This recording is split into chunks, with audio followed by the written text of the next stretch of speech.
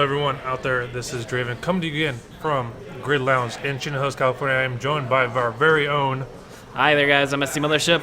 and we'll be casting SC2 Games playoff rounds. We have the playoffs going down, the rounds 1, 2, the semifinals plus finals, all being live casted from Chino Hills, California, with Novak joining me. And also, we have a very special guest, none other than Damien, who's going to be joining us via Skype. I believe Damien's online with us. Is that right, Damien? I am certainly here. How's it going, guys? Awesome. Doing very well. Thank you for joining us. We haven't had a chance to talk much, so the matches have been great so far. We'll be able to do some epic casting with some of these guys. Some of these guys are actually undefeated. One of our first matches we're going to be showing is our Grandmaster Migraine. He's undefeated, if not 14-0, I believe, is the grand total so far. How do you think that's going to pan out for the rest of the remainder of the day? You know, I think anyone's going to have a really hard time dethroning him here. He's a grandmaster with his main race, and while he is off racing for the tournament, playing as a Terran, he's still shown that those mechanics really carry through. Yeah, it looks like our first map's actually going to be a TVT on Catalina, which is kind of a fun map with the way that the spawning positions are. But before we go ahead and do that, I think we should go ahead and take a look at our... We have actually the brackets here that we can show off, so let me go ahead and bring these up here so we can see... Whoops, those are our standings, but there we go. There are our brackets. So our first match we have tonight is going to be Migraine versus Hurtin' Time. And depending on how everything plays out, our round 1 matches are all best of 1s. Round 2 matches are all best of 1s as well. The semifinals will be best of 3s, and our grand finals will be a best of 5. Awesome. That's going to be good. The best of 5 is actually... will do really well, because when you do the first round onlys or one match onlys, you see a lot more of a cheesing style sometimes. So when you do 3 out of 5, it takes a lot more strategy to get those 3 wins. So I'm super excited to see that. Hopefully we'll get some great matches going down. But we do have our first match. Looks like it's going to be ready. We're just going to check with the lobby, make sure both players are ready and good to go. So hopefully everyone's really excited to come check this out. Super excited to be here, super hyped. Sorry for the background noise. We are at a LAN center, and so it's about a 60-person LAN center here in Chino Hills, California. So it's pretty awesome. Hey, we're just gonna say that those are our spectators. Yeah, I was gonna say it's our audience, man. It's the energy of the crowd. Yeah, you hear that guy? He's getting excited. He's spamming his keyboard. He's ready to play. And you know what? So are both of our players, as we're about to be hopping into this very first map. Again, this is a best of 1 between Hurtin' Time and Migraine. Pretty excited, man. TVT. And so one of the things I wanted to mention about the fact that since it is Catalina, there are a lot of ramps, especially between trying to aggress. There's that interesting, there's always that decision of where do you take your third base, because you can always take that kind of further away base that's off to the side. And it all kind of depends on where you spawn because of the way the rotation is, because drops can be more effective as well. But hey man, we're in our first game, so let's go ahead and hop to it. Damon, would you like to go ahead and introduce our 2 players for us? It would be my pleasure. In the top right position, rocking the blue as Terran, he is undefeated this season. Will he continue his streak and make his run for the finals here tonight? It is Storm Gaming's Migraine. Yeah. Oh man, everyone here at the LAN Center is getting super hyped. And in the left position, his opponent, rocking the red. He's had a really good run so far, coming in, just making actually the cutoff for playoffs here, our number 8 seed. As the red Terran, it is Hurtin' Time. So, I mean, he's pretty decidedly the underdog here, but, I mean, it's TVT on a map like this. There's a lot of good airspace for drops. I feel like this is really could be anyone's game. Yeah. I mean, we're already seeing a fast gas here out of Hurtin' Time. So Hurtin' Time has definitely some sort of a strategy plan if we compare here to Migraine, who actually got his barracks before his gas. So we will either see some form of... We saw a lot of Hellion play earlier on in the season from a lot of our players. So maybe that's what we'll see out of Hurtin' Time. We could also see a Widowmine drop. But I have a feeling it's going to be that Hellion play where we see him get out a couple of Hellions, a couple of Marines, that one medevac on the starport really quickly, and then try and expand behind it.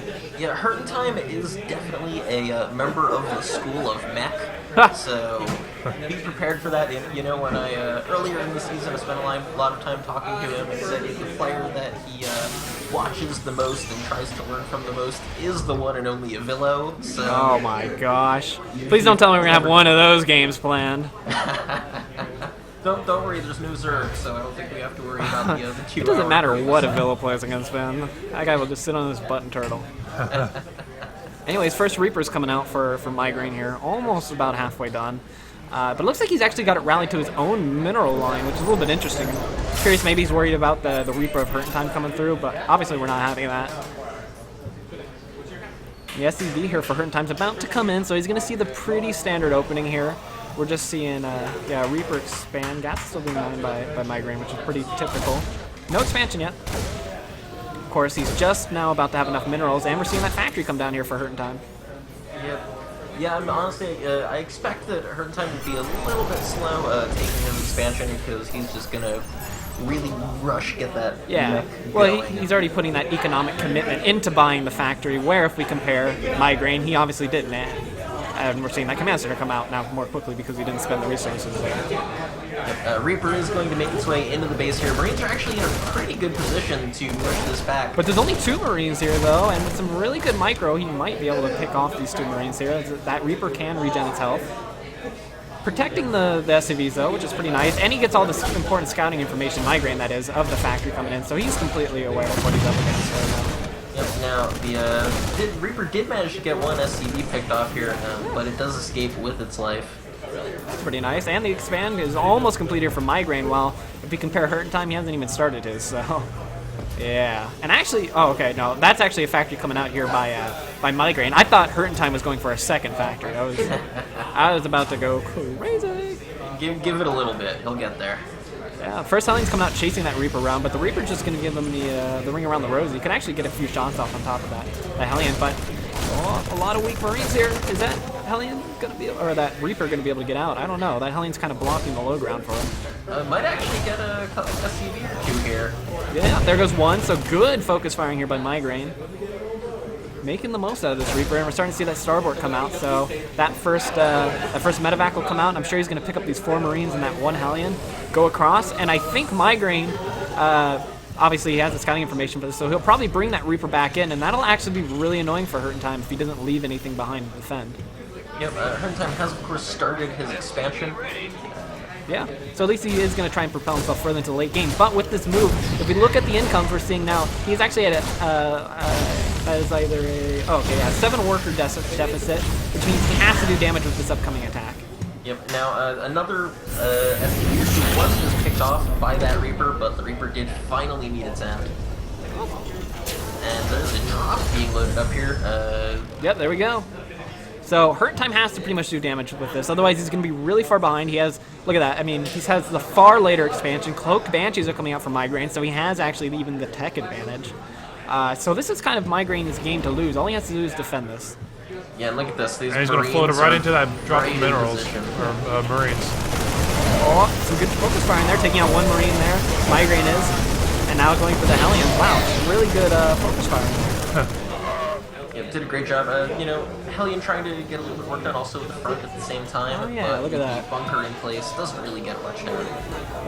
So Hurting Time definitely trying his best here, using what are the most effectiveness of his APM by doing multi-pronged attacks while he can.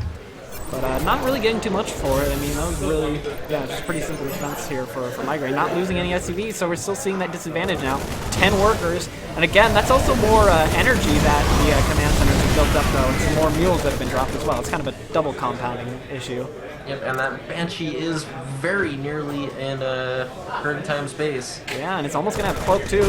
And you know what? There's not very many Marines here at all. There's not even a missile turret, not even an NG bay. This might actually just straight up kill Hurting Time here. We actually have 1 Banshee coming out, and we already see Migraine getting a Raven out to preempt this as well. Yep, and I mean, there's no Marines, there's nothing that can shoot up. There's the closer. This is going to be rough. And he did transfer all of his workers to his expansion, and he does always have an engineering bay for his fleet, so... Yeah, he's building a few Widow Mines, which is good, but there still is Cloak on this Banshee. The Banshee's pretty quick, so it can kind of actually run away and shoot at the Widow Mines as he tries to burrow them. And even picking off the Reactor. Reactor realizing that this might be the one way for Hurt in Time to defend. First turret has been started in the middle line of the natural, and he's also going to begin one in his main, which will at least limit to some extent the amount of damage that he's going to get done. He needs to get those Widow Mines burrowed though. Yeah, and that's what I was talking about. Like, if he's not really careful with those, he's going to lose those Widow Mines. You know what, that first Banshee of Hurt in Time actually went into the main of Migraine. It started doing some damage to the siege tank, but was never actually able to get anything done. And again, we're just seeing, it looks like Hurt in Time's going to be kept apart here by the really consistent micro here of Migraine. He's just made every single unit just extremely effective for him nowadays. Seems like we haven't actually seen a straight out attack of Migraine. He's just kind of killed him with the Reaper and the Banshee and good solid defense. This is really where those, those mechanics, the Grandmaster player kind of show off, right? Yeah, well, we're seeing a Viking come out, but again, Migraine will actually have Cloaker, so he can cloak up and run away, assuming he gets out of range of that missile there. We'll see, though. Oh, wow. Oh. Very close. Gets away with 2 HP. Just barely getting out of range there, too. Well done by Migraine. Again, that's what I'm talking about, just using those units effectively. Yep, and in the meantime, a big push starting to move across the map here from Migraine. There's not really anything to deal with it. I mean, there's some Hellions, but... Yeah, not much more than I just don't think it's enough. Yeah, he's been behind in economics, so... As I was talking about, he took a later expansion. He tried to do an aggressive strategy that never paid off, never got any damage done, so... While he invested in all that tech resources, he was never able to actually deal any damage back. Now we're seeing a lot of Marines actually going down, but actually those auto turrets are absorbing so much damage and the Marines are able to pile through. Yep, and I mean, two Hellions and a Viking are pretty much all he's left here one now. He's got a medevac too. Come on, he can deal with his SCVs. But yeah, no, it looks like the natural is about to come down here. And just really strong play by Migraine.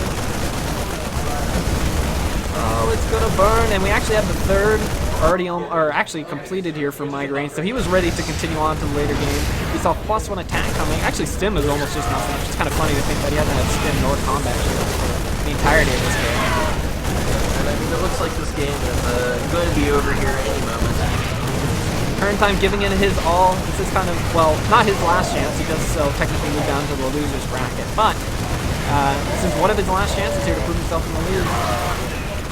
Yep, and the landed Vikings making a valiant attempt to stay alive. There is now a tank, but there's the GG. Well, GG indeed. Congratulations to Migraine on that game. Yep, and Migraine will move on to face Jadon in round 2.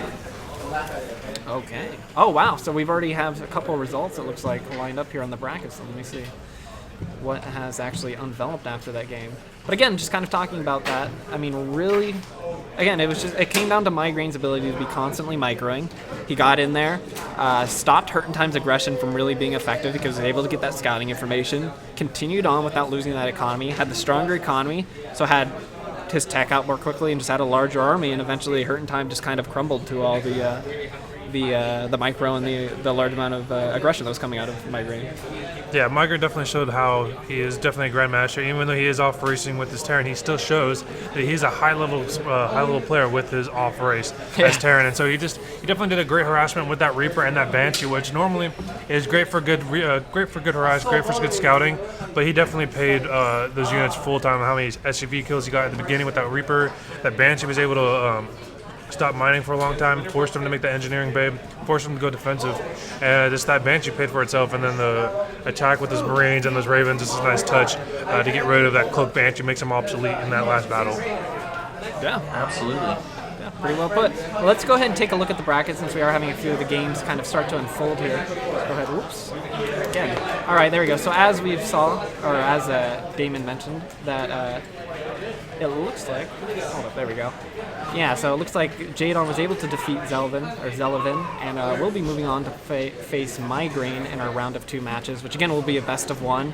And depending on whether or not these matches have finished or even started up, maybe we'll hop into some of these other round 1 matches and cast those. Let's see. Yeah, I actually think that we could probably cast Freedom versus Lamp. I think they're both around. Okay, yeah, let's do it. Actually, message Freedom here. But for those of you guys in chat, make sure to go ahead and say hello. We do have our eyes on chat. We love to have the interaction. Make sure you follow the stream here for any other casts and games that might be either hosted or streamed directly onto the channel. There's tons of content coming out all the time from a lot of our high-level players. You can also check out SciStorm.com, where you can see all of our players, and again, check out all the streams. And we also have another LAN tournament with most of our SciStorm Gaming players tomorrow. So make sure you check that out as well. We do have SWS defending his title from a tournament 3 months ago, so it's another LAN tournament, same tournament, just 3 months later. SWS is defending his title. We do have more more SciStorm Gaming players coming. Intense is coming. Intense is coming, who's also now representing SciStorm Gaming. So last tournament, the finals was Intense when he was with a different team versus SWS when he was with SciStorm. So hopefully we might see Intense versus for SWS again for the finals. Great matches to watch, and we'll be able to cast as well. Not to mention the prize pool is $2,000, so it's definitely an incentive to come out and play. Oh yeah, yep. And we'll be doing the casting as well. And we'll be doing casting in the same exact seats. We actually brought our sleeping bags. We're going to fall asleep here in these chairs because that's how quickly the turnaround is going to be.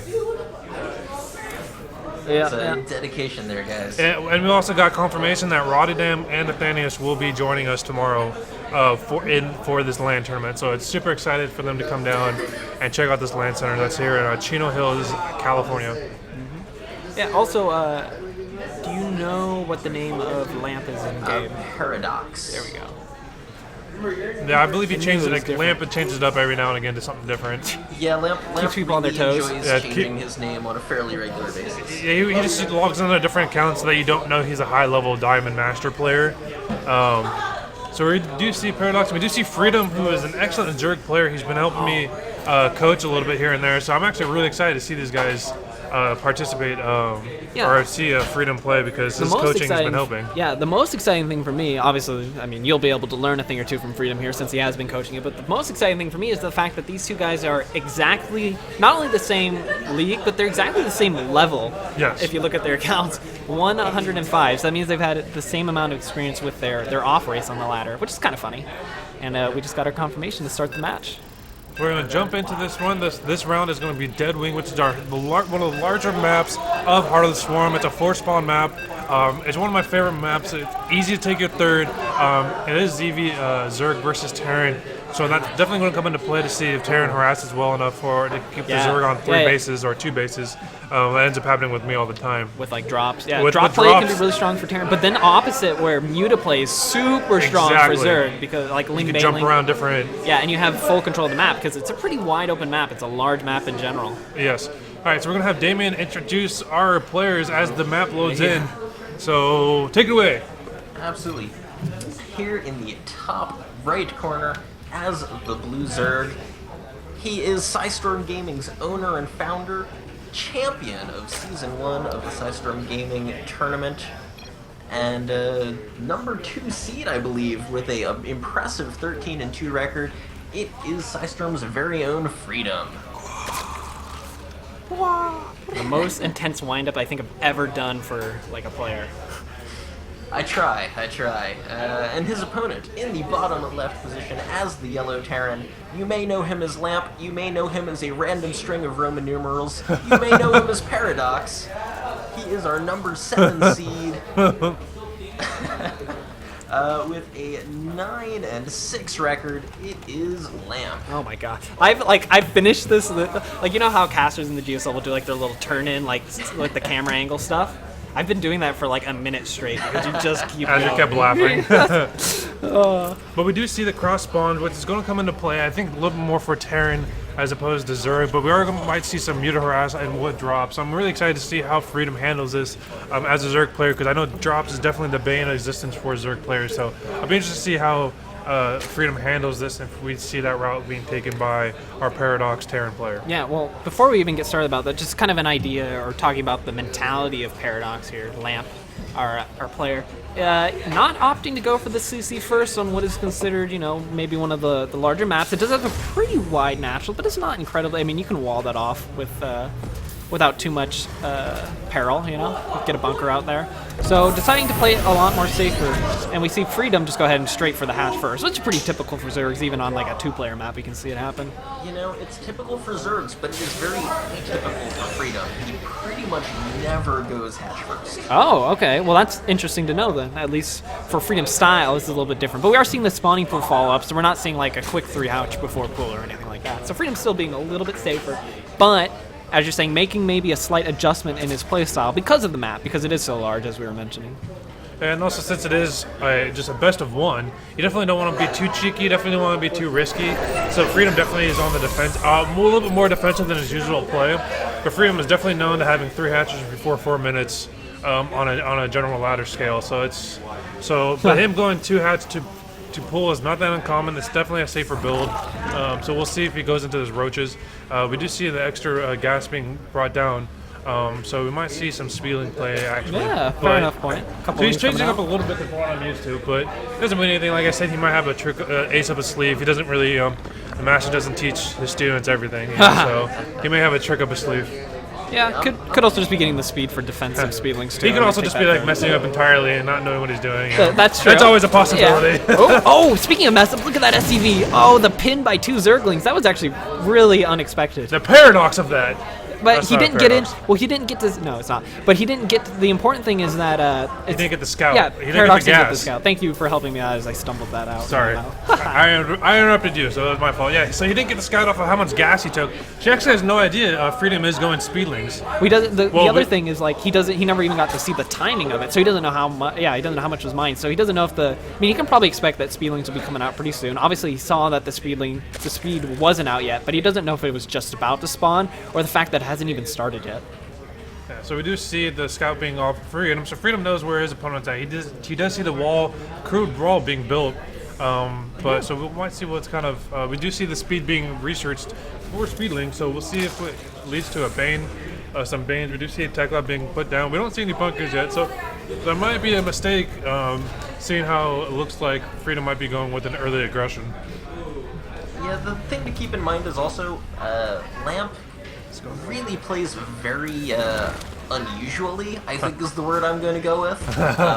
Unorthodox?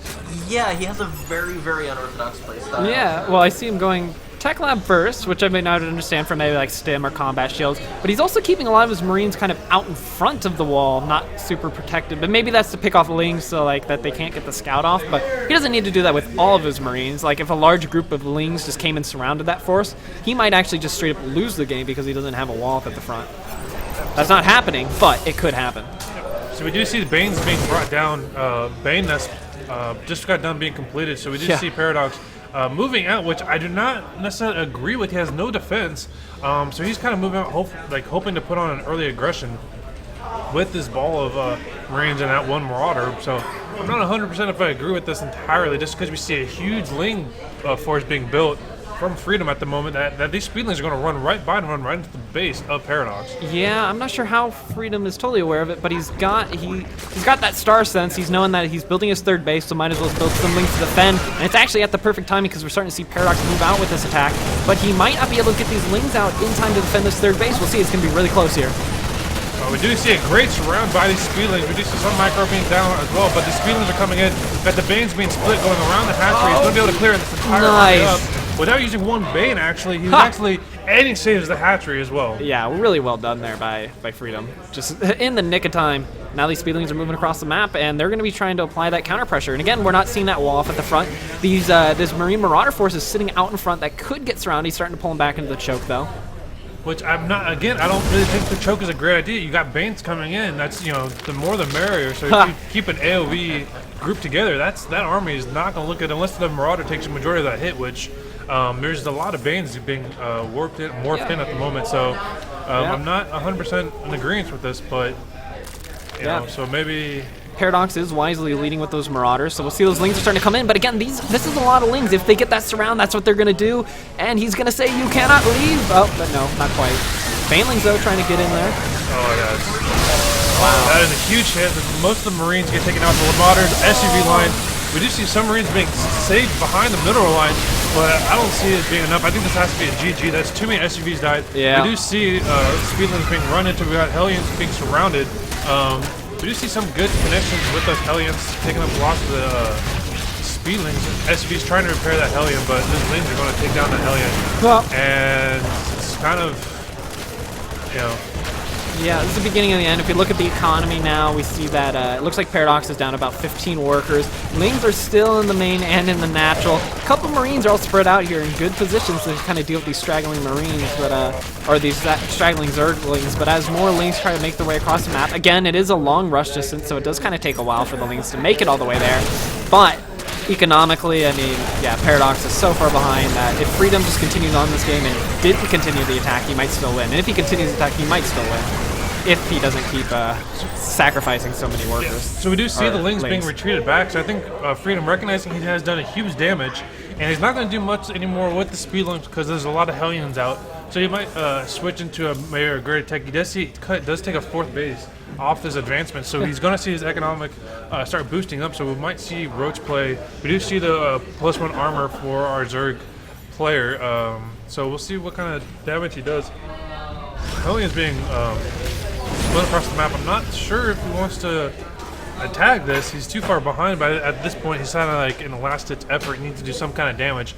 He needs to get back up on the even kill. What you have to watch out for, of course, though, is Freedom took that moment and just built a lot of drones. Now he is following it up with some Lings, but there is a bit of a concern there that, you know, if Freedom over-droned, then the counterattack did have the possibility of down. Yeah, this is a little bit risky. I mean, we have seen Terrans come back from greater worker deficits, so... Oh!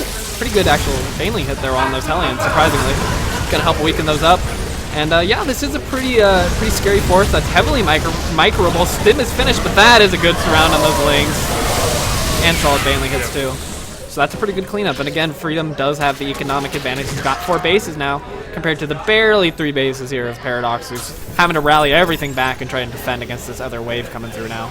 Yeah, Speedlings are definitely going to catch all the Marines. They're going to run past the entire Marines. We do see a huge Hellion force with the Marines. They're going to clean this up, definitely, but not enough Lings to surround. So that might a little bit foolish to throw away those Lings, but now we're going to see another counterattack by Paradox. Wow. They're just going to keep at each other. Just, you know, one person's going to punch, the other person's going to punch back. We do see Aspire being almost completed. So once that gets dropped, we'll definitely see Freedom just start pouring out the mutas. We do see a huge bank from Freedom. So we are going to see that bank go straight into mutas here in a second. Well, 28 Lings are being produced now. I wonder if he has any more larvae. That's the question. Larva may become his issue right now. I'm looking at all the bases. If we look at units, he's got 5 larvae right now, so he can make 5 mutilas. But 5 mutilas, well, will help in the cleanup of the Hellions. We'll see, though. It all comes down to whether or not Freedom can defend. He's pulling drones. He's a little bit worried. He's trying to play it safe. There's a lot of Banelings there, though. Banelings do have the speed, so we are going to see the great... oh, there we go. And it's going to get a good surround. Lings good on the back. Oh, yes. Oh, so much damage, and the Banelings are getting pretty solid hits there. And again, we're starting to see Freedom push back against Paradox. This is funny, crazy back and forth. So we do see Freedom's guys get depleted. So we do see the mutas being built. We see 4 mutas being built at the moment, or being morphed in at the moment. So we're probably going to see some kind of harass with them. We do see the Planetary Fortress for this 3rd base, which is going to help clean up these Speedlings. We do see Banes coming in, get some good connects off it, but not enough. Yeah, only about maybe 4 or 6 kills there. But still, any economic damage is good economic damage, as long as he's not sacrificing so many larvae that he hurts his own economy. Are doing there. Those 2 what? Oh, they just kind of rolled in late. Banelings came to say hi. Oh, they must have. We do see more mutas being morphed in right now, so I think we're going to have 8 total on the map here in a second. Yeah, it looks like actually it'll bring us up to 7 there, yeah. I failed math. Well, yeah, it did say 5 before, and then I see what you mean. There's 3 remaining that we're building, so, there's 5 popped, and then 3 more are coming, so 8. But, apparently one of those Mutalisks was added on afterwards. So the Paradox, no. Yeah. Still no? No, that's not a Paradox. Alright, so we do see a +1 coming from, +1 to the mech from our Terran player, so he might go into Thor's once you see mutas are on the map. Do you want to hear a Paradox right now? Sure. This statement is a lie. Gotcha. There you go. That's a Paradox. Gotcha. That makes a little more sense. So we do see missile turrets already preemptively put in place. We do see the mutas by attacking, but I think there goes one Mutalist, though. You know what? This missile turret's going to be repaired, and Mutalisks are expensive, man. If Freedom keeps sacrificing units like he has been, he's been sacrificing Banelings, which are, you know, more expensive than Hellions and Marines gas-wise. He might find himself unable to defend these constant waves after aggression, but again, the Link Surround is more than enough. And the few Banelings that are left in there are going to be able to do their job. Ooh, and actually a nice transfuse there on the hatchery, yeah. He really wants that hatchery, Paradox is. He keeps trying to go for the attack, and it keeps getting cleaned up, and every time the counter-attack force keeps getting larger and larger here for Freedom. Now the Mutalisks are chasing down the few straggling Marines. There's a ton of missile turrets in that planetary fortress. Gosh. You know, Freedom's really trying to make this lean Baneling attack aggression work, but I feel like he just needs to kind of play those more out for the late game, take more bases, start tacking up, maybe start adding in that hive tech, but he's still in layer. He's only just now getting +2 carapace and melee attack, which is gonna give him the lead, I believe. Let me just make sure that that's correct. Yeah, so we're only gonna have 1-1 here, followed up by Paradox, and again, another attack's coming in. The question is, will Freedom be able to actually bust them through? And I'm going to say no, actually. He's going to have enough Marines being produced here in the main. The Planetary Fortress at the third is going to be all right. And, yeah, we'll see. Run by those. Yeah, the Lings are getting through. I thought that the Marines in the main base might be able to clean them off. We do see those Marines, those Lings in that main base are being unanswered. Wow. He cleans up the entire line. The SUVs were not pulled, they were not pulled back. The Marines are still just going, defending the first base. I don't know what he's doing. I think he's getting 2 overrun. We do see a drop coming in. I believe this is going to be scouted by our Freedom Zerg player. Yeah, those Lings still doing quite a bit of damage. There we go. We have one Stim Marine, though, to defend. I think he's going to do all right with his solo medevacs. Oh, well, that drop is going off there. At that third base, is he going to get it? No, another transfuse goes off, and the Baneling has just snuffed, and that Spore Crawler finishing off just in time. A really clean cleanup here again for Freedom. Refuses to die. Yeah. We do see the Never plus give up, one never coming, surrender. the +1 air coming from our Muta player as well, but we do not see the infection pitch. We don't see any kind of hive tech being brought down from Freedom, as we see the +3 going down from our Terran player. So Freedom's going to be out teched here in a second once these buffs get completed. Yeah, well, he will have the care. Yeah, he will have the carapace or the armor lead. But yeah, in this scenario, I think the attack on the Marines is actually more effective than the armor on the actual units because Marines attack so much more quickly. But then again, I guess you could say for every attack that comes in, then the carapace denies that one attack. I'm not actually sure which is better. I've heard that, most people seem to go with the attack upraise though. We do see a 5th base being taken by our Zerg player in the top left, hidden away from everything else, which is going to be good because we're not going to, the Paradox is not going to see that. We do see 2 drops coming in. Going to be on our 3rd Zerg player's base. Actually, he's going to go straight to the 2nd base, looks like. Yeah. Or maybe not. Or he's going to do an attack at the front and then a drop on the side. Yeah, we have 3 separate events going on right now. The Mutalisks are trying to take out a lot of the infrastructure in the main, while we're having this drop trying to take out this 3rd base, and this other attack coming in here at the 4th base. Now the question is, will Freedom be able to defend and micro his Mutalisks so that he doesn't lose them all? He's doing a pretty good job here in the main, so he's not losing that. Another pickup here, and that natural base does go down. Finally loses his 3rd expansion. Yep. And that natural, really good cleanup here of the natural Freedom. That's what I meant. The third base goes down, not that the natural goes down. Thank you. Oh, and that medevac just barely getting picked off by the Spore Crawler. Yeah, we do see this attack being cleaned up eventually by our Zerg player, as the Mutas are still in the natural of our Paradox Terran player. Just doing damage. Looks like he's going to take out the SUV. Like, he needs to pull these away. He's not going to be able to take out that command center. He wants that CC so bad. He's sacrificing the entire Mutas for it. He does not get it. Wow. It does not burn in time. Those SUVs are able to save. The Marines are able to defend it. So close with that command center. Look at the resources lost, though. Look at that. It's getting really close now. I mean, Freedom had a huge advantage, but now we're looking at what was... I mean, it's technically 4 base versus 4 base, but Freedom isn't mining off of this top left base yet. Production-wise, you're seeing more Mutalisks come out, but I mean, look, Marines are really good against Mutalisks. There's so many missile turrets. Paradox has invested so much that I feel like even attempting to go Mutalisks, Freedom's going to have to use them as straight-up engagement. You can't really use them for those Baneling hits, though. That was a terrible Baneling hit. It looked like Paradox's ships moved him instead of attacked, and he was not able to kill off the entire army, so he actually went down half his army supply with that last base hit. So that's kind of the saving grace. Yeah, these Lings are actually taking out a lot of the missile turrets. So I was going to say that the Mutalisks can't really do much harassment, but with the taking out of a lot of those missile turrets, we're seeing that the missile turrets in the main never even really got rebuilt. So we might see him actually get this main base if those Mutalisks can get in. We'll see, though. He's trying to maneuver it. And there's also an Ultralisk cavern coming down. There we go. Now we're starting to see some of that Hive tech come out. I guess I missed the Hive transition, but yep, the Ultralisk cavern is down. We're starting to see +2 flyer attack and the 3 melee and 3 carapace coming out. So Freedom is starting to hit that late game pace, and he's got a ton of money in the bank. The Mutas are finally going to snipe the main. Indeed. Upgrades are not continuing here for Paradox as well. That's something important to mention. And he might even get the engineering bay, but a lot of Marines are coming in now. Yeah, I think Freedom's just gonna, maybe, oh, so close. Get it. Yep, there we go. Now goes the engine bay. We're having that drop again come here at the third base here by Paradox, trying to take out Freedom's third again. And it looks like, no, he's not going to get that canceled. Tons of Lings and Banelings coming in. And we're starting to see that that drop's getting repelled, and I think that Freedom's going to start to finally be able to actually take this late game advantage now that he's got his other base starting to run again. Yeah, again, like we keep mentioning, like, we do see that 5th base finally getting the minerals up, but he's got his 6th base up, again, not being mined. So, I mean, he's got bases, he just hasn't the drones mining from him. So, right now, currently, we only have Paradox only on 2 bases. Well, effectively, 3 bases. Like 3.5, or 2.5, I mean. Yeah, I mean, like, the mineral line is getting down. So, we'll see what happens more with the Mutas. We do see the Ultralisk being built. We do see the +3 melee, +3 armor being built for the Ultralisk as well. So, there are going to be some hefty tanks being, going down Paradox's main base. So we do see a battle forming here in the middle. These Banes are going to be playing up his entire army.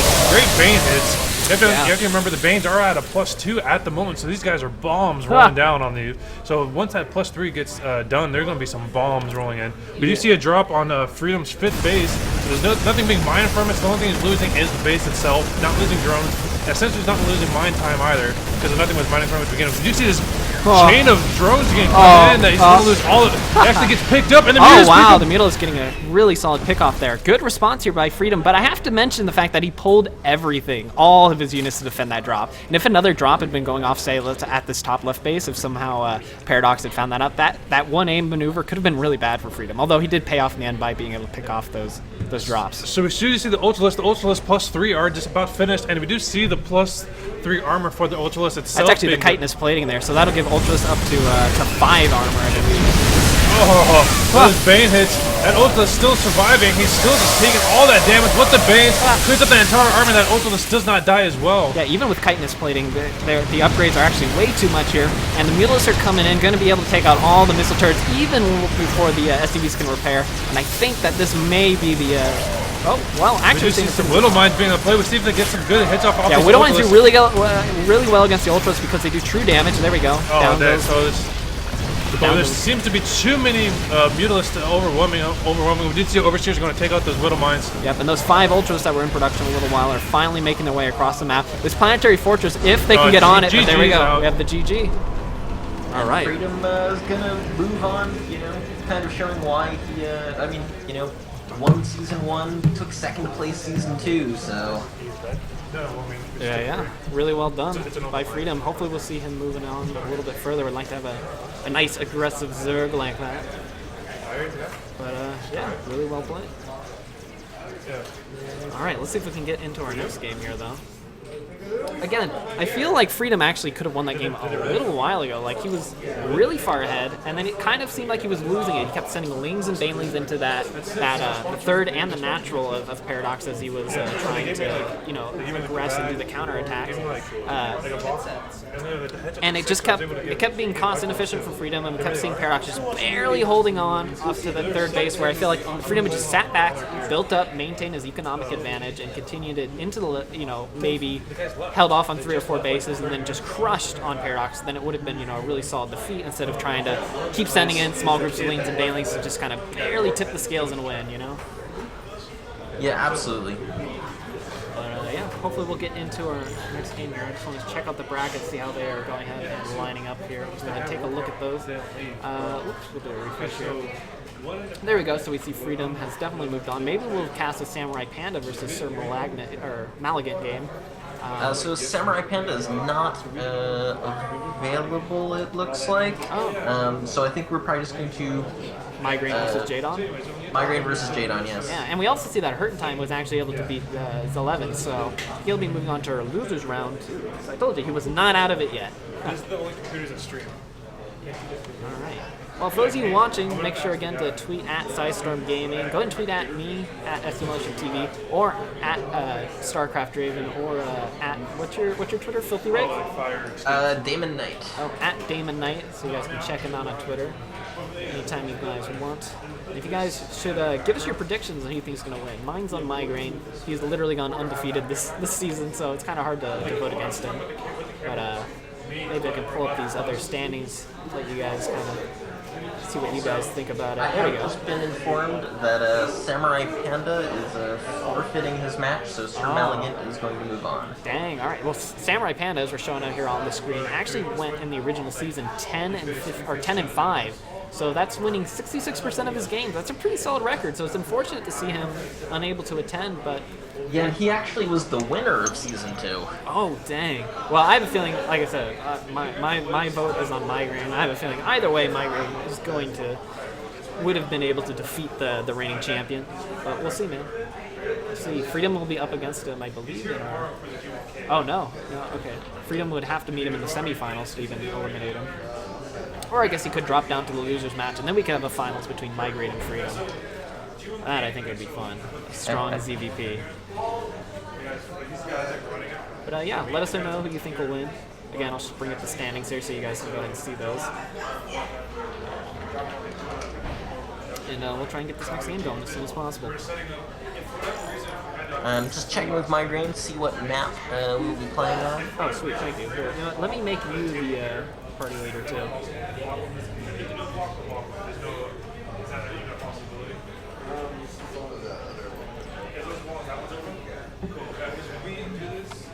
Alright, looks like we are going to be playing the next game on Merry-Go-Round. Oh, all right. Again, all the maps are cool, but this one is again a three spawn map, or similar to Catalina, which kind of makes that rotation a little bit interesting the way drops work. And it looks like it'll be you and I taking this next game. Draven had to attend a few things here at the LAN Center. Okay.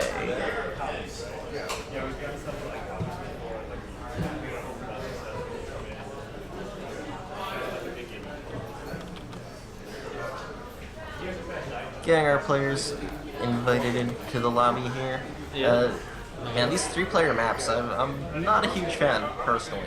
Yeah, some people don't like it because of the way scouting can work. One person can get the scouting right away and be cheesing like in the center of the map, while the other person could miss it, by scouting the wrong rotation. I've definitely heard that argument made, but it is also something like it's kind of fun too because it's all about the mind games on whether or not you can predict that something cheesy might be coming out, especially when it's a little bit more viable on these 3-player maps. But we'll see what other players decide to do. We will have a ZVT, so 2 Rex proxy is always possible out of our Terran player. Migraine will be playing Terran again, since he is up against Jadon, who looks to be a diamond level Zerg. But Migraine does main Protoss. Players have confirmed that they're ready, so Awesome. we're gonna go ahead and Let's do kick it. this off. Yeah! I'm excited! Countdown has begun. Jadon is a pretty good player. As he's our number 5 seed, so he's had a pretty good season here. Yeah, I mean, I've casted some of his games earlier on in the season. Again, he was actually, I believe, the one player who came within one Baneling Blast of being able to defeat Migraine in the regular season. One Baneling Blast. He accidentally hit it on the command center. I want to say it was even on this map, but maybe not. It might have been. I'm trying to remember. I think it might have been Deadwing or something because it was a crazy long rush distance too. He went for like a lean Baneling all in and just nearly busted on through against Migraine. That is always a rough one. Yeah, so we'll see. Maybe he'll do something similar. Maybe we'll see him come close again. It'll be interesting to see how Jadon adapts and how Migraine will maybe not let himself get caught off guard again. But we have loaded up the map, and yeah, man. Why don't you go and introduce our players again? Absolutely. So, Down here in the bottom center position as the blue Terran, he's our Grandmaster player, undefeated so far here this season. It is Systrom's very own Migraine.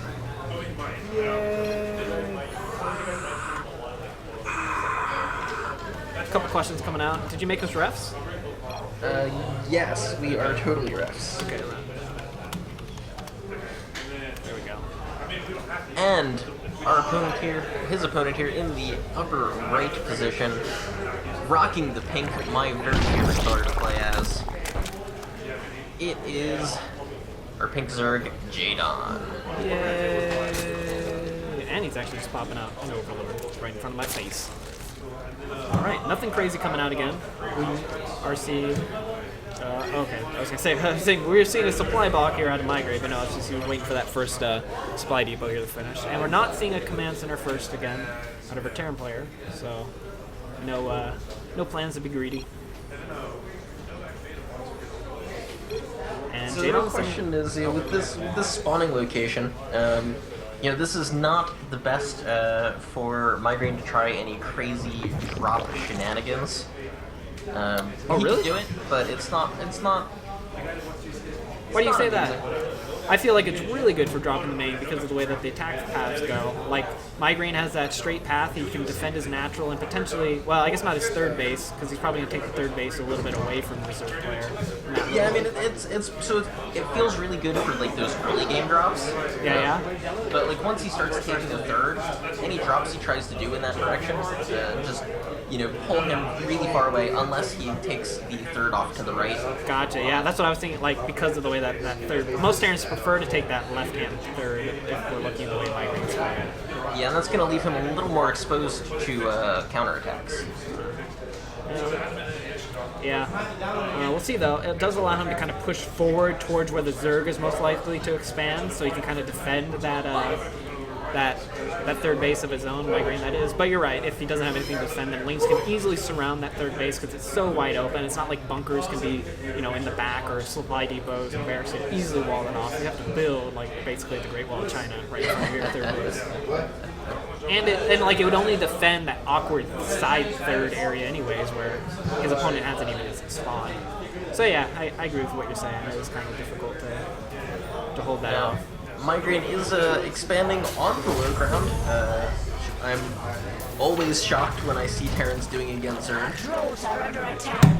Awesome. And we're seeing that first Reaper actually coming out as well. We actually have a second Reaper, but it looks like... Oh, okay, no, it didn't pop out. I was questioning if he canceled it. So we actually have a 2 Reaper opening here by Migraine, and he killed both of the Lings, and now he's going to be able to start focusing firing drones. And 2 Spine and Spore Crawlers, that's going to be a little bit of wasted minerals, plus those drones aren't mining, so again, that's wasted money. Yep, so the Queens are out now, so he should be able to cancel those, get back to work. Yeah. Well said. Losing both Lings sucks, but it's not the end of the world.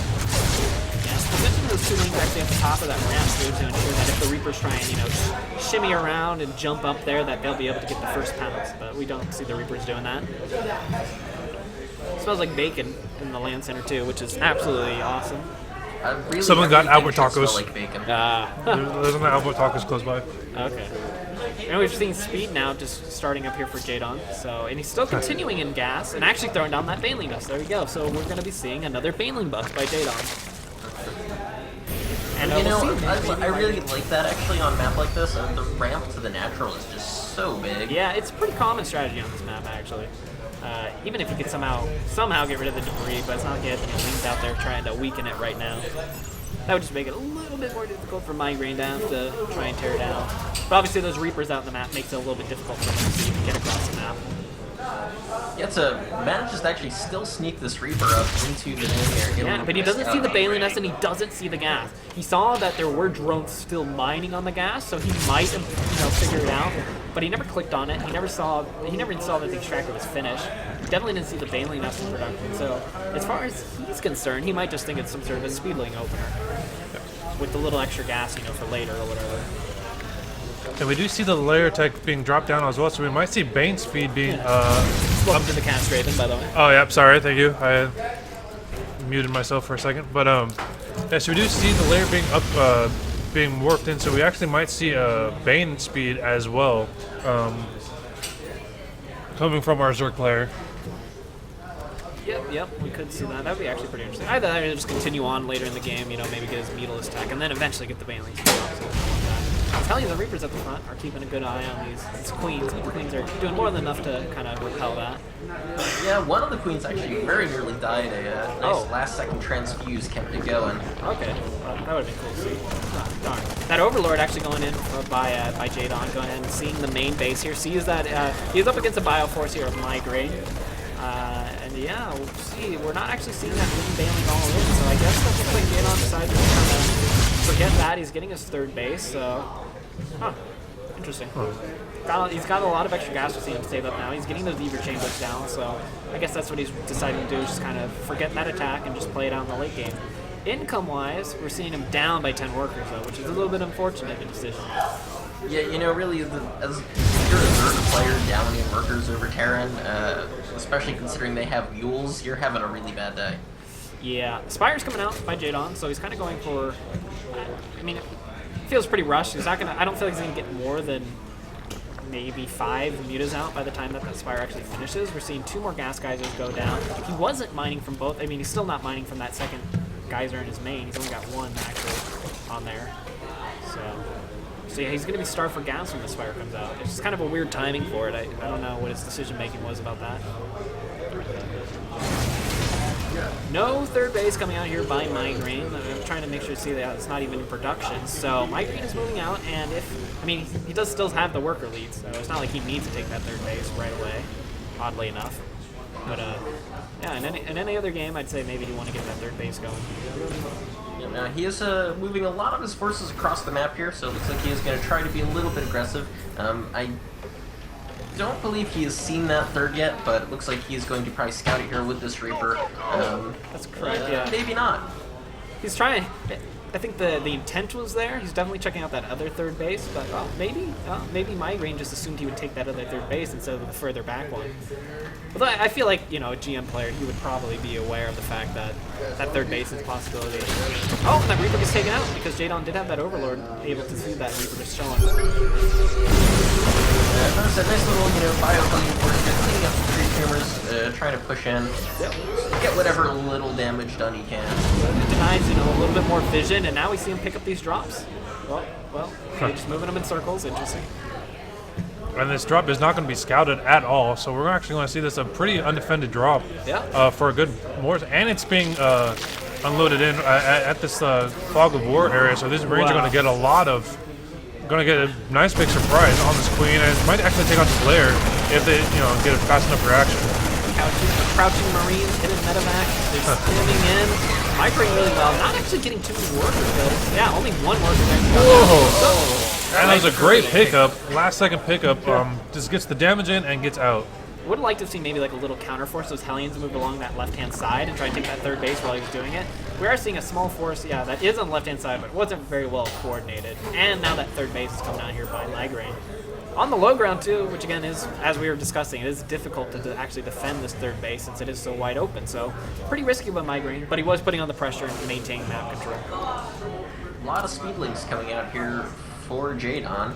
Yeah, might be planning to try and do a little counter aggression. I'm curious as to what his decision behind that is. Maybe that he's now got his third base up. He's just like, all right, I've got the extra larva, I've got Mutalisk out, but like, I think he feels that he's a little bit behind in this game, so maybe this is kind of like a, maybe I can get some damage done, you know, cancel the third base.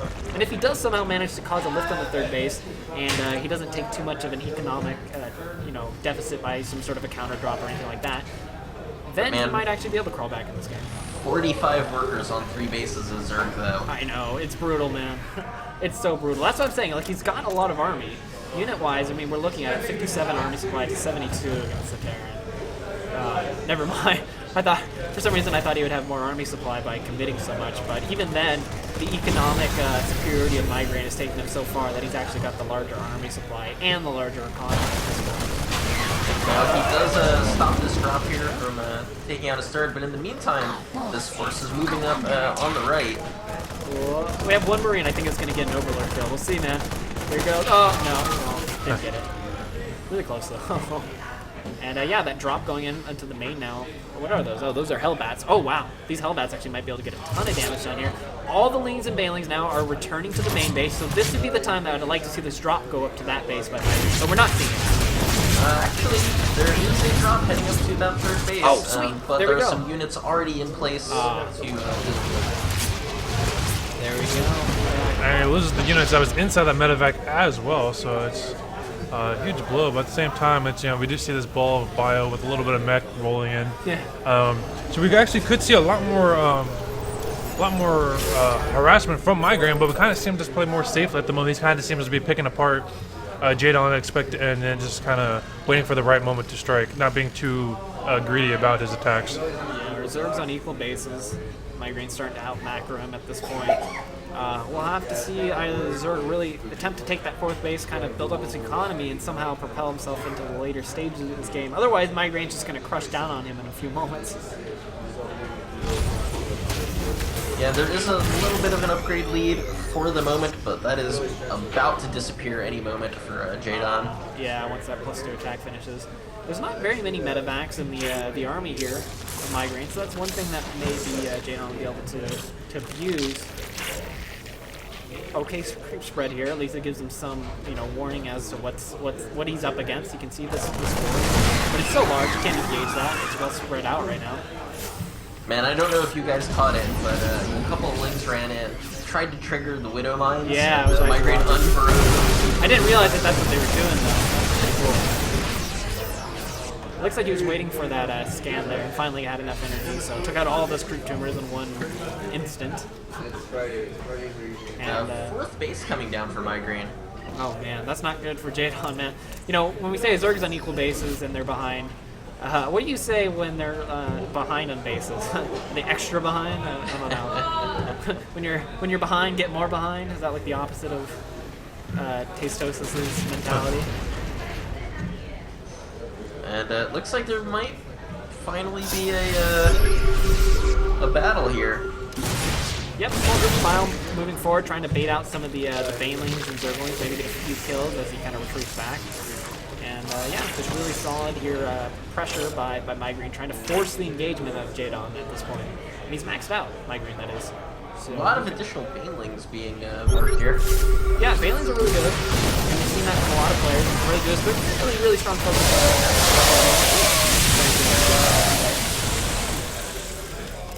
Resources lost. Wow, it's almost exactly even here between our two players. But again, Migraine has been mining so much more for far much longer. So even though they've lost the same amount, ideally Jadon has to be extra cost efficient to have a chance of coming back in this game. Jadon is trying to torque here, but just a small Another big spin coming forward here by Migraine. They keep losing pretty sizable chunks of the army kind of even up there for a moment, but again Migraine taking the lead, maxing out. Good Widow Mine hit there. Yeah, didn't quite notice. Took out a bunch of Banelings. Yeah. Terran Banelings taking out the Banelings of our Zerg player.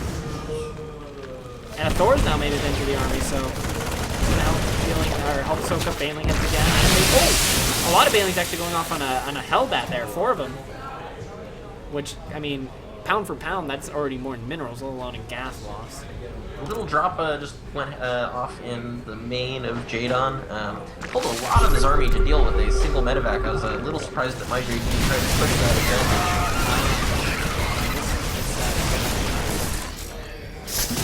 Another force comes out and this time chipping away.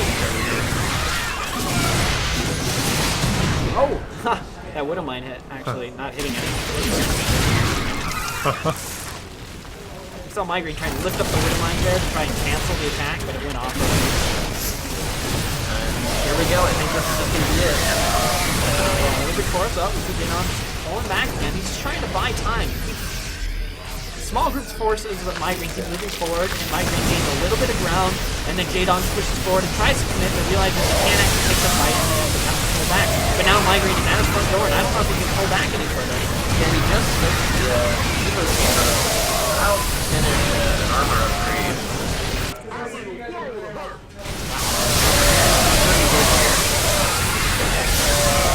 We just see see all the bans being dropped as well, and all the mutas are getting cleaned up. So it looks like that Jadon does get outplayed by Migraine, and Migraine's showing us why he is such a high-level Terran player. Yeah. Yet again. GG called out by Migraine, or by Jadon there, giving the game to Migraine.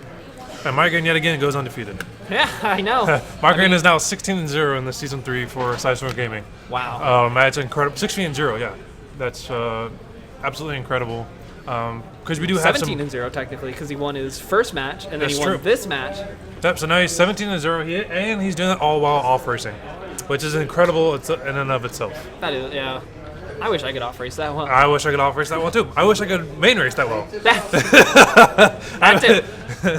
I've been practicing a lot of random lately. Maybe I can learn a thing or two from Migraine there, but just pretty solid play. Yeah, it was very, very, very fun matches. Yeah, we didn't see him try and abuse too much of Jadon's openings there for a while. It seemed like he had the economic advantage. You know, they were tied on 3-base on 3-base. But we just saw him kind of macro up, play it super safe, and was eventually able to kind of choke Jadon out as we saw him just kind of camp himself outside the natural Jadon. Awesome. Well, So I think probably try to do Freedom Sir Maligan. Sure. Yeah, let me just go ahead and actually let's bring up the brackets so everyone watching gets kind of an idea of where we're at in the tournament here. Boom, there we go. Perfect. So you guys can see we had our first couple games here. We saw Migraine versus Hurt. We saw Migraine obviously move on and then defeat Jadon there. And fortunately, Samurai Panda was not able to attend tonight. So it looks like we're going to have Sir Maligan progress forward into the brackets. And we'll be facing off against Freedom. So we'll see whether or not Freedom can actually continue forward and maybe face off against Migraine in this next series if we're going to cast it. Awesome. So it looks like we're going to do Overgrowth. Okay, awesome. I guess that would be Migraine's choice since he does have the higher seed, as you can see by the numbers next to the name there.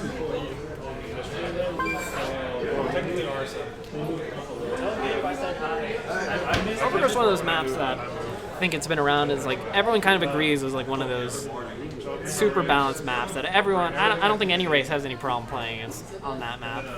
Especially early on when the first map. Yeah, right when the map pool came out. Like this was like the one map that everyone played like every single time.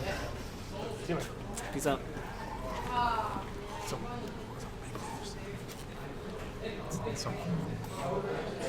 Oh, Freedom pending in the lobby. I'd like to see that going. Anyways, let me actually. Oops, that's the wrong screen. There we go. For those of you watching, remember tweet at SC2 Gaming or follow the channel if you want more sick. Oh, okay. I was checking out the map. Sorry, got a little sidetracked on what I was talking about. But if you want to tweet at us at SC2 Gaming or follow the channel for more gaming content, make sure to do that. Draven and I cast on here pretty often, as well as Damon. So if you enjoyed the games we've been sharing with you, definitely make sure to do that. Also, type in the chat, say hello. We love to engage with people in there. Talk about the games. If you have any comments or anything you noticed that was really cool, share it with us. You know. If we suck out loud, you can tell us that too. I'm not playing. There's not much to suck about because I'm not playing. So there shouldn't be too much critiquing. I think you meant us, our casting. What? If our come casting on. does suck out loud though, let us know. Let us know so we can ban you from the chat. Well, more so that we could improve. Or we could ban you from the chat. Or I ban mean, you from the chat, so I'd rather have the 6 people in chat say I'm good instead of the 10 people in chat and the 4 people say I'm not good. I'd rather have 100% say I'm good than. So here's the deal, guys. Since I'm the mod in the SC2 Gaming chat, if you say that Draven sucks out loud, I will make you a mod. Or ban him, one or the other. You're under. That's messed up, man. I don't care who I'm logged in as. We'll find out what happens. Are you logged in under me? Yes. I am now a mod. That's cheating. Okay, also, you misspelled out loud, so it doesn't count. Both of our players, I believe, are ready to go. Oh, he's ready. Okay, let's get this going. Yeah, let's do it. All right. So the game is starting. We do see our Sir Magdalene versus our Freedom. And on one of our my personal favorite 1v1 maps thus far here in Heart of the Storm is Overgrowth. Yeah. I'm a huge fan of this. I don't know how you feel I about was the just Protoss. talking about this before you actually Oh, you hopped first. on. I was saying that I think this is like everyone's favorite map. I mean, like, it's this- so standard. For the new season for 2015, Blizzard actually took Overgrowth out of the cycle, out of the ladder lineup, and there was so much forum posts about it, they actually brought it back and got rid of Foxtrot Labs. So this map is brought back for the 2015 season that's coming up. So it actually was so popular that Blizzard actually listened to the fans, listened to the forums, and brought it back. That's how popular it is. I think it's a great map. I think it's got a little of everything. It's got enough openness to have great drops, enough bases to be super aggressive. It's got gold in interesting places. All in all, I think it's a great map. It's got the positives, pros and cons for all races. It's got the negatives for all races. So I think it's the most even map in existence. Ever. Ever. What about no, I couldn't come up with it. I mean, it's, you know, I don't know what the map statistics are on all the maps, but I have a feeling that there were more balanced maps in this one. Oh, no, It's Cloud, the Cloud most, E. it's the Or, most balanced map since Steps of War. Yeah, yes. since Steps of Steps was the most balanced map ever, clearly. So, Damon, let's have you do the player introductions as we get these maps underway. Absolutely. Down here in the bottom left position as the purple Protoss. He's my favorite player. He should be yours too, or you're out of the league. It is the league founder, Psystorm Gaming's very own Freedom.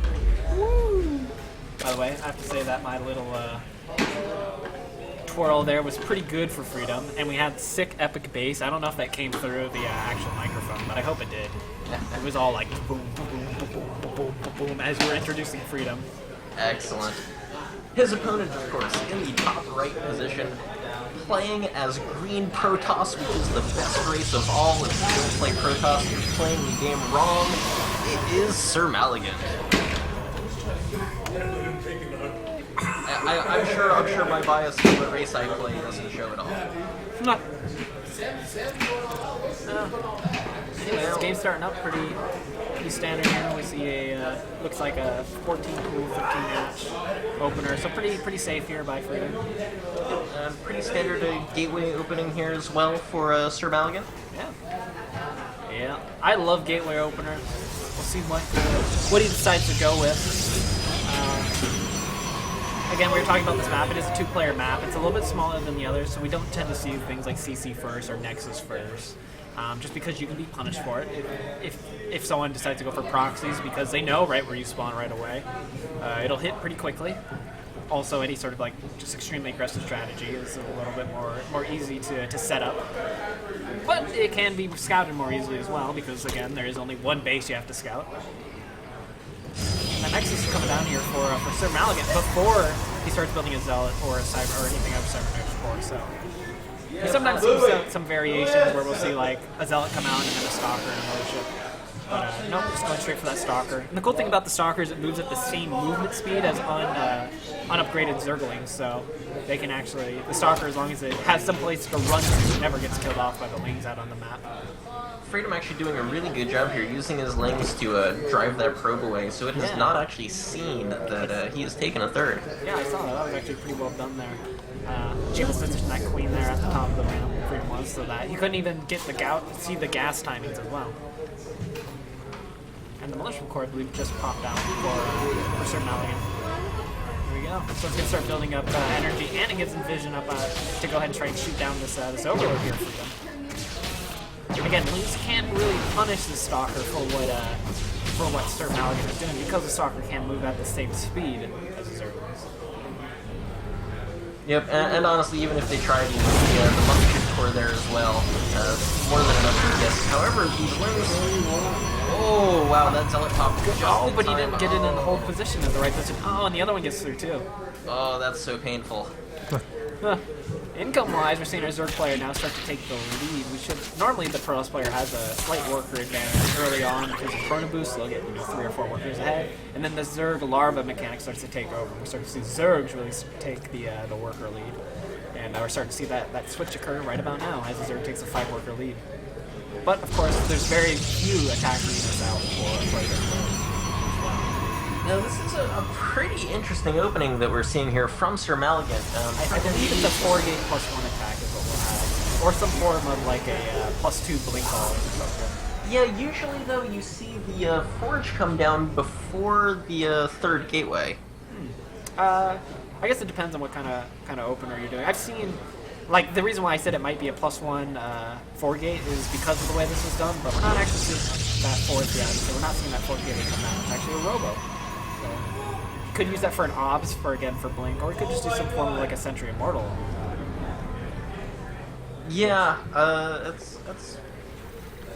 I'm just gonna call it interesting. I'm not totally sure what he's doing here. Alright, well, yeah, let's see, sir. He's even getting a photon cannon, 2 photon cannons. Oh, wait, no, one's getting 1 photon cannon to be safe. And is that a complete wall? Is that the natural surrounding? So he might be doing like a Robo 3-gate all-in off 2 base. I'm actually not sure either now. Yeah, I mean, it's just, I don't think I've ever seen this. I mean, the Forge isn't doing anything other than providing the cannon.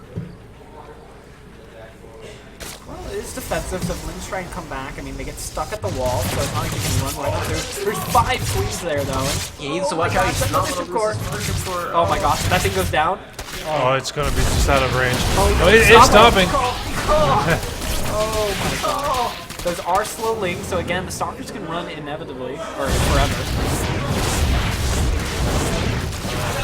There you go, it takes out those links. That Mothership Core hits 16 health left. Starting to regen its shields now, but yeah, see, the problem is like, that's the majority of its health gone, so the next time he attacks, once those shields go down, I mean, the Mothership Core is basically dead.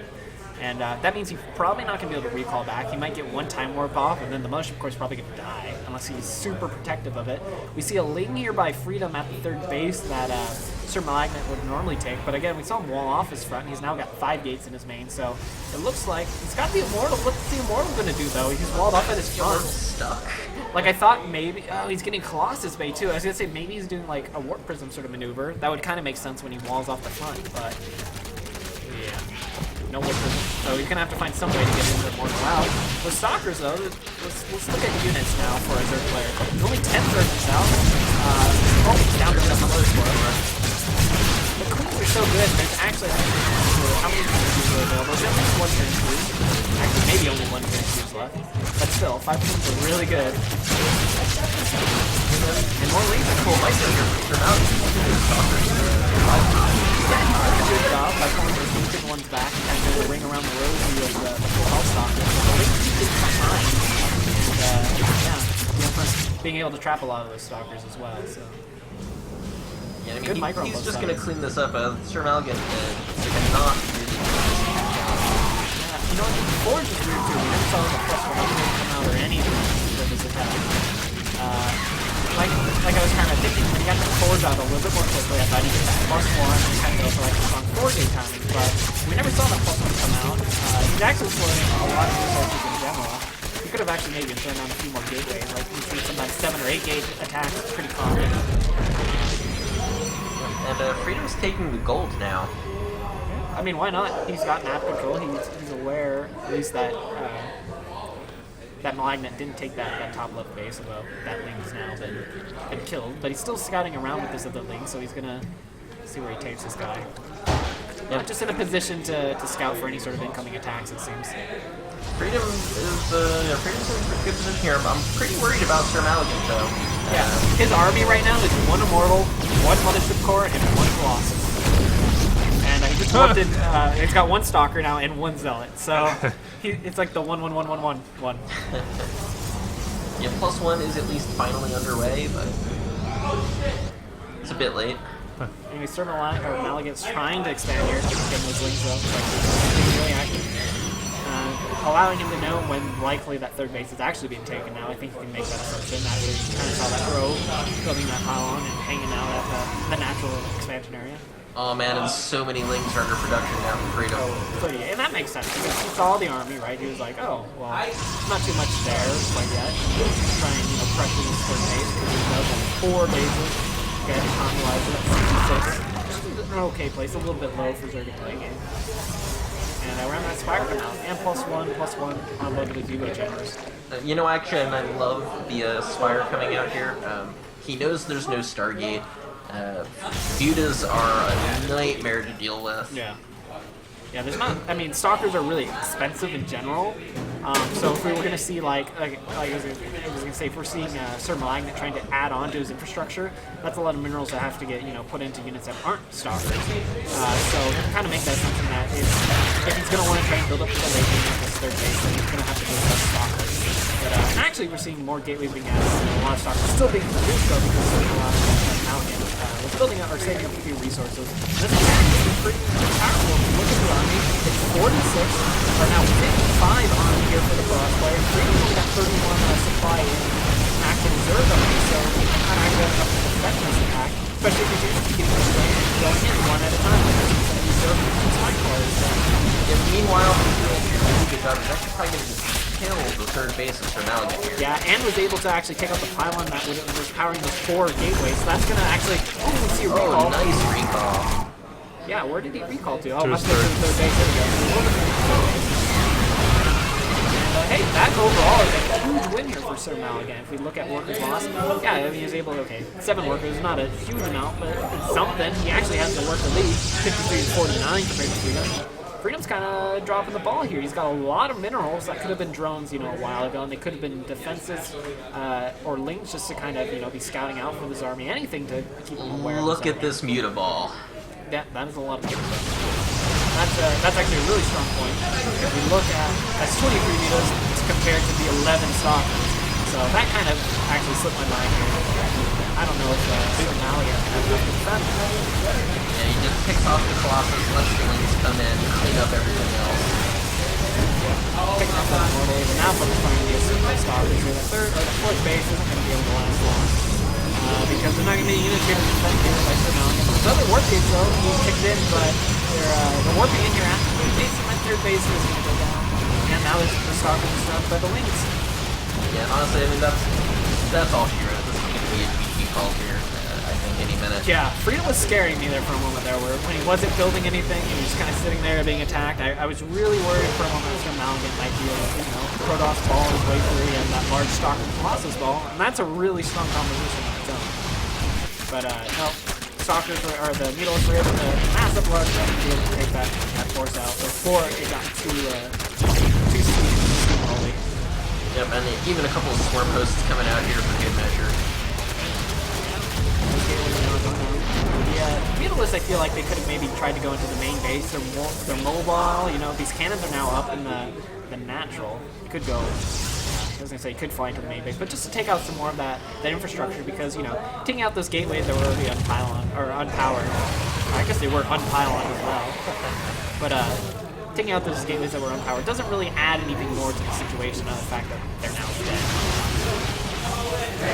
Now he's trying to pick off those pylons in the main, but now there's, a few more warped stalkers. He's going to be able to do this for a little bit. That mothership core coming out, and in about 13 real life seconds, it'll be able to get that photon overcharge out. Yeah, but I mean, at this point, it's a waiting game. Yeah. Sir Malignant's trapped in his base, he can't get out.